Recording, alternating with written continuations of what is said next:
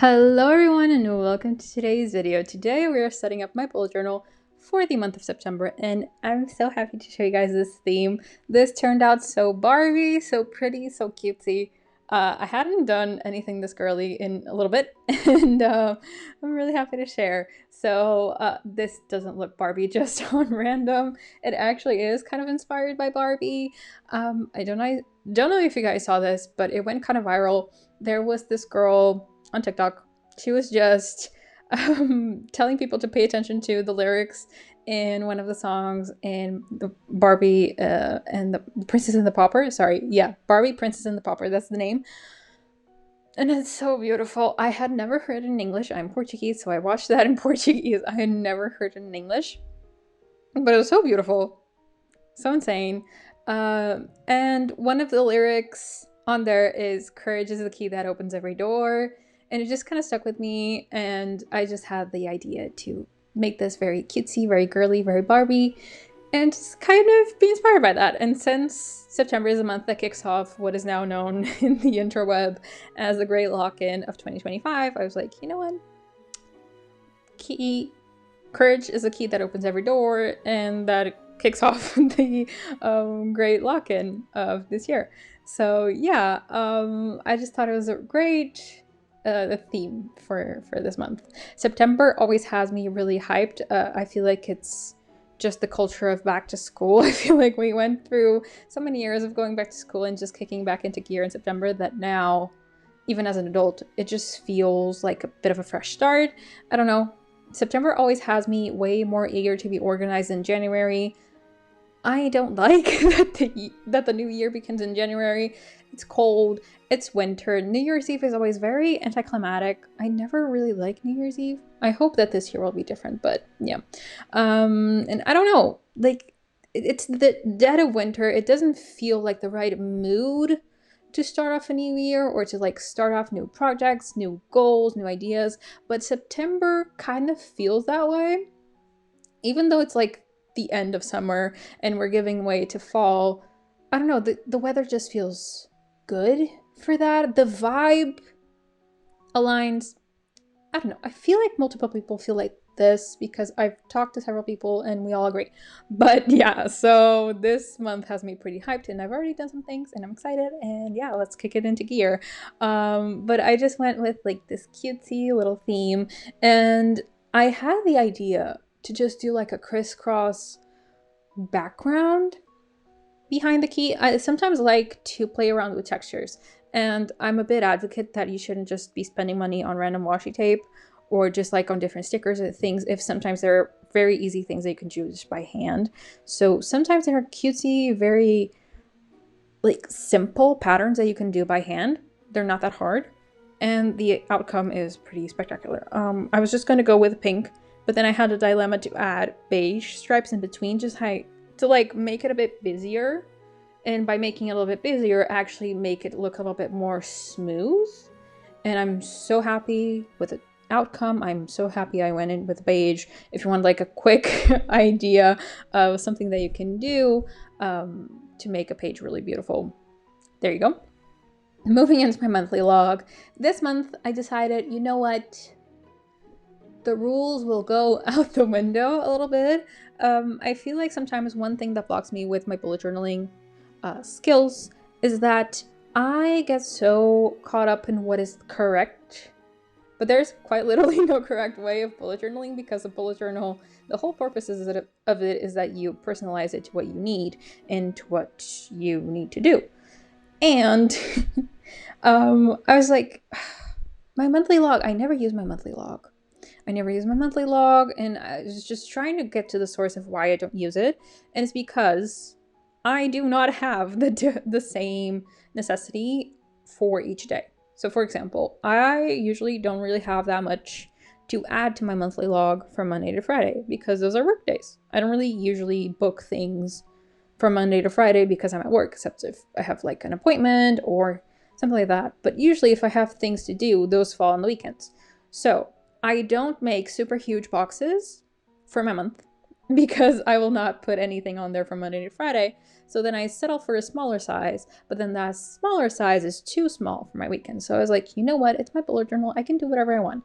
So I did like a small to medium size for Monday to Friday, and then I made a bigger size for Saturday and Sunday. So I have my Monday to Fridays on one page, my weekends on another page, and that way I can just like very smoothly have different sizes for the different days of the week, and it looks good and it's functional, and I'm really excited about this. This month I decided on 3 simple goals, and the things that I do will be aligned with those goals. For me, those are to lower my cortisol because of stress, and then to lose some weight because I'm trying to be healthy, and then 3 is to get better at like house management. For me, those aren't just taking my time with things, making sure that whatever I'm doing has the concept of relaxing my nervous system in mind, because there are very simple things that you can do throughout the day to help support your body and lower your cortisol, things like that. Weight management, for me, that's mostly tied with health. And it's not necessarily dieting, but it's just being mindful of what I eat. If I'm eating things that are too processed, if I'm eating things that are overly sugary, because that'll also loop back into the cortisol. If I am making sure to move my body, those are important. And then with house management, it's just making sure that I keep on top of things that I need to have done, like cleaning the house, making sure that everything is tidy, meal prep, because it's very easy to let that derail a little bit and then you get overwhelmed. And then it's just worse to keep up, and it also adds to stress. So all of my goals are kind of tied together, and now we have my little goal page, which the idea is I keep track of my main goals, and I will have things throughout each week that I can do to help support those goals. For example, for house management, it's not just keeping on top of things. I also have projects, let's say, within house management that I would like to get to. I would like to rearrange my bedroom this month. I would like to have a better organization for the drawers in my dresser. I would like to organize my kitchen in a way that makes me a bit more efficient. When it comes to lowering my cortisol, maybe I want to schedule in a massage. Maybe I want to schedule in going on walks or specific trainings. Maybe for the weight management. Wait, I just realized that I mixed that in with lowering cortisol. But yeah, but like I said, like the 3 goals kind of tie in together, because the idea is just for me to live a healthy, happy life ultimately, and that's what I'm working towards.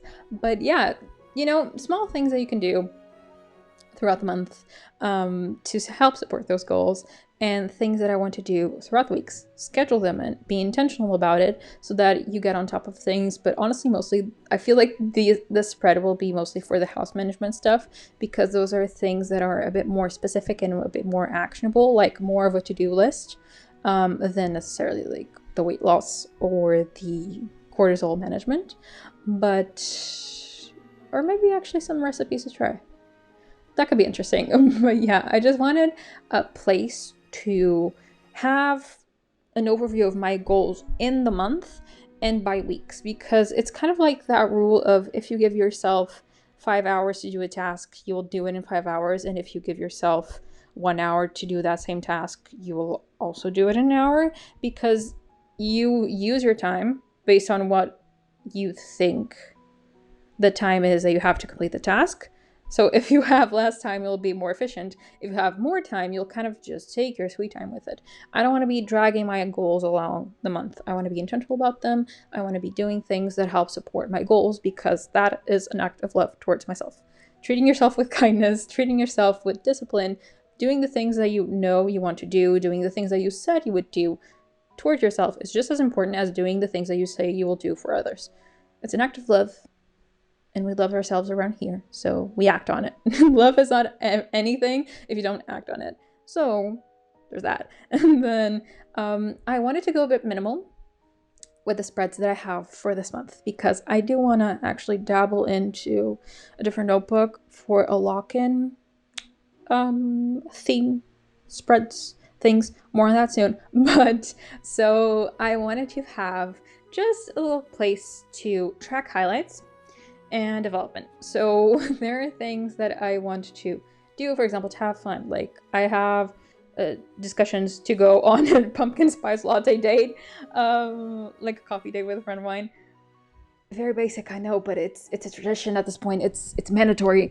And also, for example, there are things that I want to do as far as development goes. There is a very good book that I'm reading right now, which is what's it called? The Obstacle is the Way? Yeah, it's by Ryan Holiday, I think. That book is phenomenal. I want to finish that book.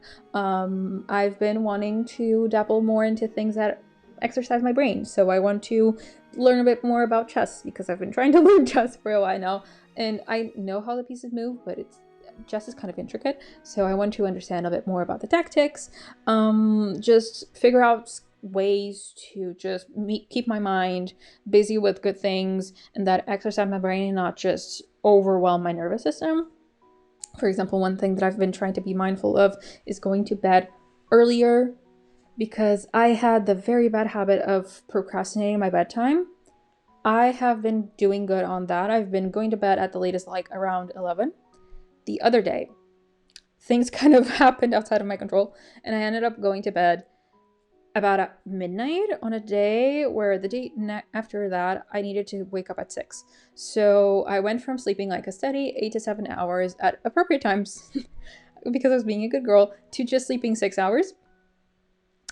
The difference that I felt was humongous. I was doing so well. I was always like energized, in a good mood, feeling very productive. And on the day where I had to wake up and go to work off of 6 hours of sleep, I was not functional. And mind you, I was doing that for weeks before, because I was actually regularly going to bed at about midnight on days where I needed to wake up at 6 the next morning. And sometimes even later than that. There would be days where I'd be off of 5 hours of sleep, sometimes 4. I honestly did not know how much I was messing myself up. And sometimes it's just good to, when you're making good progress, kind of fall back a little bit to what you were doing before, just to get an eye-opener of what exactly you were doing to yourself and what is at stake. So my sleep is a non-negotiable right now. It's a non-negotiable. And so it's good to just keep these things of development in mind, like the progress that you're making, being intentional about it. Like I said, loving yourself is an act. You need to act on it. It's not all just saying that you love yourself if you don't do things that mean that you love yourself. You don't love yourself. You need to show up for yourself. Going on for my weekly, I actually wanted to put in practice the same concept that I had for my monthly, which is throw rules out the window, stop making boxes that are just the same size, because that's what everyone does. I need different size of boxes for different days. So for me, Monday through Wednesday are the days where I'm going to the office. Then Thursdays and Fridays are the days where I'm working from home. And then weekends, I'm off. So I have very different needs of space for bullet journaling for those days. Monday to Wednesday, I don't really have that much to fit into my bullet journal because I'm at work all day. And I have a very small window of time between the time when I get home and the time when I go to sleep. So there isn't really that much to allocate on there, unless those are things that I can sometimes like do on my lunch break at the office. Then Thursday to Friday, I can do a lot more because I save up a lot of time on my commute. And also sometimes there are things that I can just do like on my lunch break. Like I can do a load of laundry on my lunch break. I can take some photos for my Instagram on like my break during the mid-morning, you know? And then the weekends, that's when I have the most amount of time. So I have a lot more room to play with. So it makes no sense, considering that I have those 3 different types of day routines, to just have one size of bullet journaling box for that week, you know?